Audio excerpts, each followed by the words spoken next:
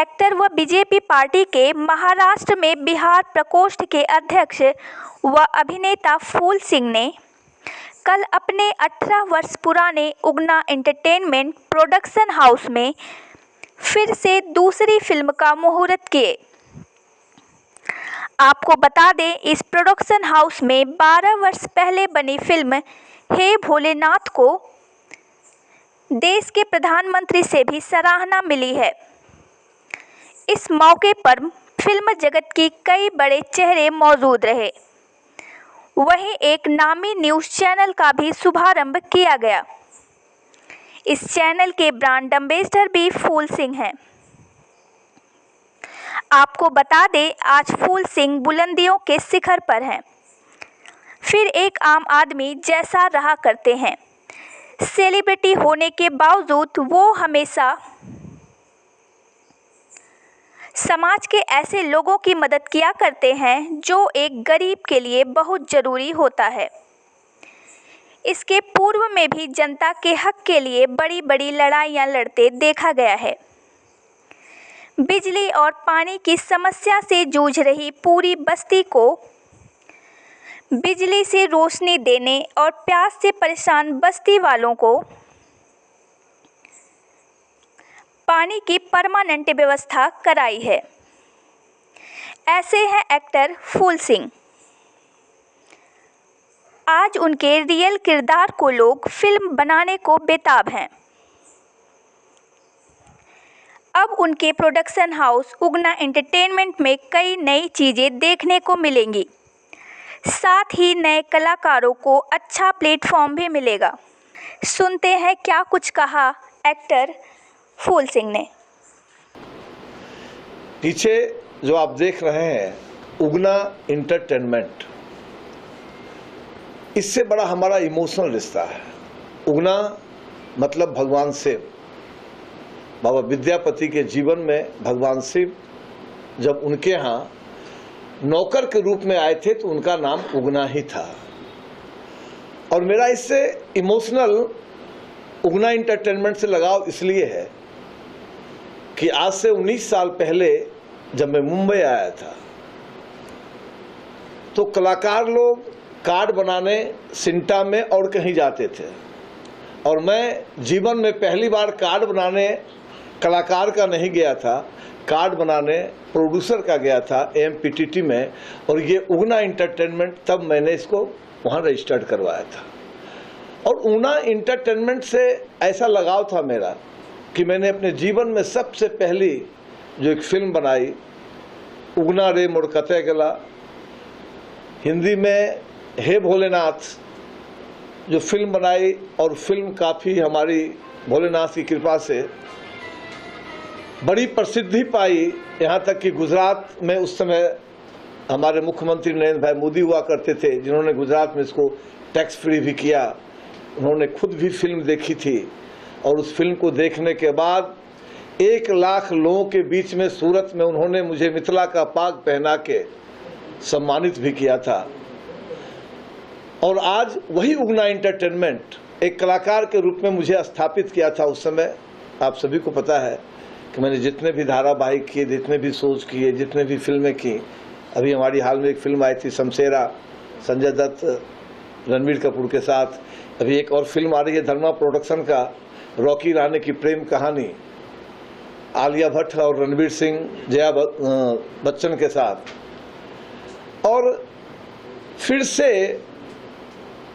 मैं एक शुरुआत किया हूँ।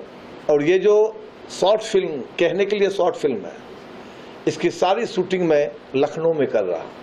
लखनऊ में करने का मात्र मेरा एक मकसद है, वहाँ की संस्कृति, वहाँ का जो रहन सहन है, आज के समय का जो लखनऊ है। अभी भी मैं लखनऊ गया था तो मैंने देखा कि हर जगह लिखा था कि आप मुस्कुराइए क्योंकि आप लखनऊ में हैं। और हम लोग ठहाका लगाते थे कि हम मुस्कुराएंगे नहीं भाई। जब यहाँ लिखा है कि आप मुस्कुराइए, आप लखनऊ में। हमारे साथ हमारे बगल में राकेश पासवान जी बैठे हैं। इतिहास गवाह है कि इन्होंने जितने हिट शो दिए टेलीविज़न में, अफसर बिटिया हो, भाग्य विधाता हो, एक घर बनाऊंगा, बाबा ऐसो बर ढूंढो, लुटेरी दुल्हन, सारे शोज इनके बड़े हिट रहे। अभी बिट्टी बिजनेस वाली जिसमें मैं मुख्य विलेन भी था। और जैसे ही पानी बिजली की बात होती थी कहते थे तो बस्ती अवैध है, आप सभी लोग गवाह हैं, ये तो बस्ती अवैध है, इसमें तो कुछ हो ही नहीं सकता है। वो लड़ाई लड़ी और परम पिता परमेश्वर भोलेनाथ की ऐसी कृपा हुई कि आज उस बस्ती में लाइट है, पानी है, बिजली है। जब उस बस्ती के लोग कभी कभी फ़ोन करते हैं कि आजकल आप इधर क्यों नहीं आते हैं, हम बोले मैं जिस चीज़ के लिए उस बस्ती में आया था वो काम हो गया, जब कभी मौका लगेगा तो मैं आऊँगा। बहरहाल ये जो शॉर्ट फिल्म है, इसके लिए कहानी की बात जब आएगी तो मैं आपको कहानी नहीं बताऊंगा। कहानी इसलिए नहीं बताऊंगा तो फिर देखने में आपको मज़ा नहीं आएगा। वो जब बन के आएगा, जब उसका प्रीमियर करूंगा तो फिर आप सभी लोगों को बुलाऊंगा, दिखलाऊंगा, तब आप देखेंगे कि आज से 19 साल पहले वाला जो फूल सिंह जो पहली बार मुंबई के तरफ अपना कदम बढ़ाया था, मुंबई आया था पवन एक्सप्रेस से, वो 18 साल के बाद फिर एक फिल्म बनाता है, तो वो फिल्म कैसी होती है ये तो पर्दे पे जब बनेगी तभी आप उसके बारे में कुछ बता सकते हैं। मैं फिर से सबको धन्यवाद देता हूं और मैं चाहता हूं, चूँकि मैं लखनऊ में सारा शूटिंग कर रहा हूं और हमारे साथ ब्लिट्स के चेयरमैन दीपक द्विवेदी जी भी हैं, नहीं इनको मैं बड़ा भाई दूसरी बार आए। देखिए, ब्लिट्स की स्थापना ही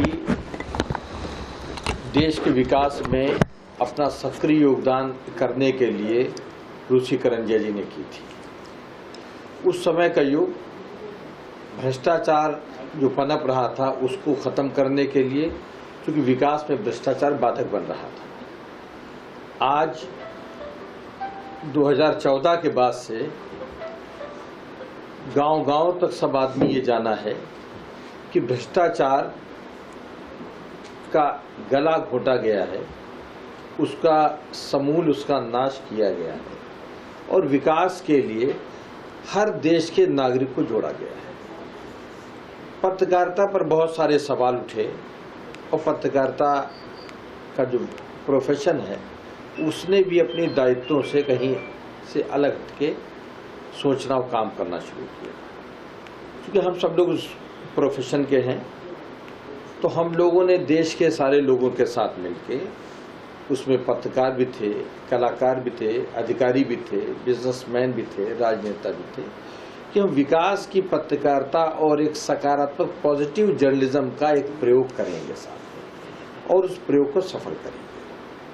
क्योंकि हम लोगों के पास अनुभव युक्त लोगों की बहुत ऊर्जावान टीम है, तो उस टीम का सारे देश में समर्थन मिल रहा है और हम ये सारी दुनिया को दिखा देंगे कि पत्रकार जिसकी आज़ादी के समय भी महत्वपूर्ण भूमिका थी, आज़ादी के बाद जो विकास का एक नया युग शुरू हुआ 2014 से, उसमें भी पत्रकारों की भूमिका उतनी ही महत्वपूर्ण है और वो सकारात्मक दिशा में अपना सक्रिय सहयोग दर्ज कराएं।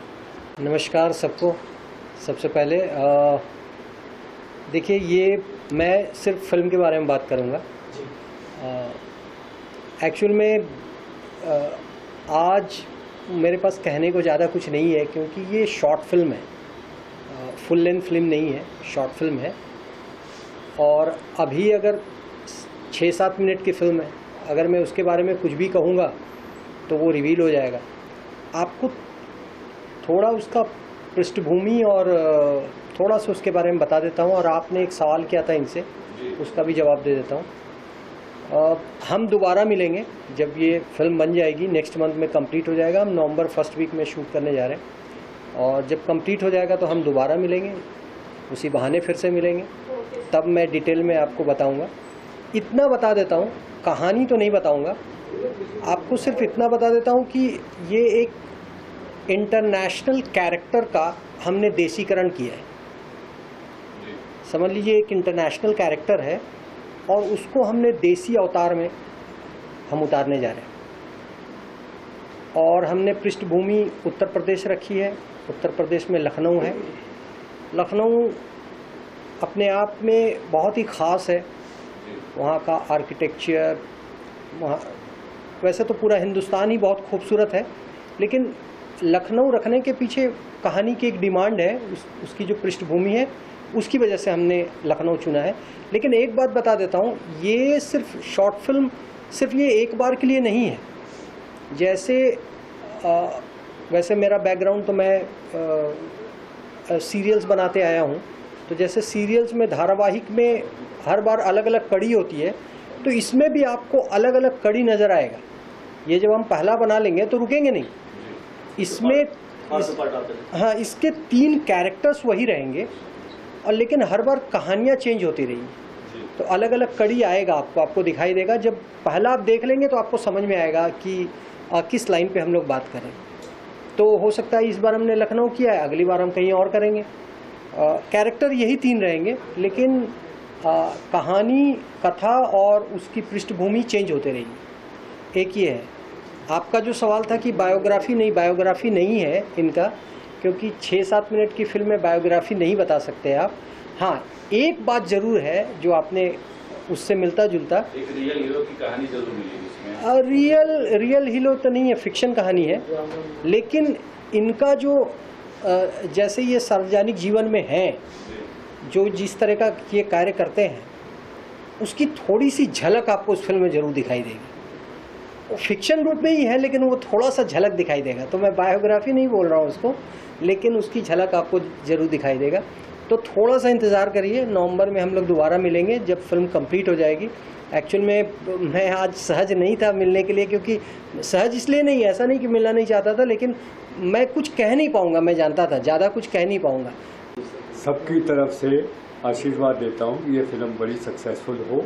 जो इन्होंने कार्य किए हैं, मेरा तो इनसे जो तारुफ है करीब 2 महीने पहले से है। मैं इनको बहुत अच्छा इंसान समझता हूँ, गरीबों की मदद करते हैं। और मेरे पीछे वो बस्ती है जहाँ पे ये आते हैं, जिसका उद्धार इन्होंने किया है, पानी बिजली दी है।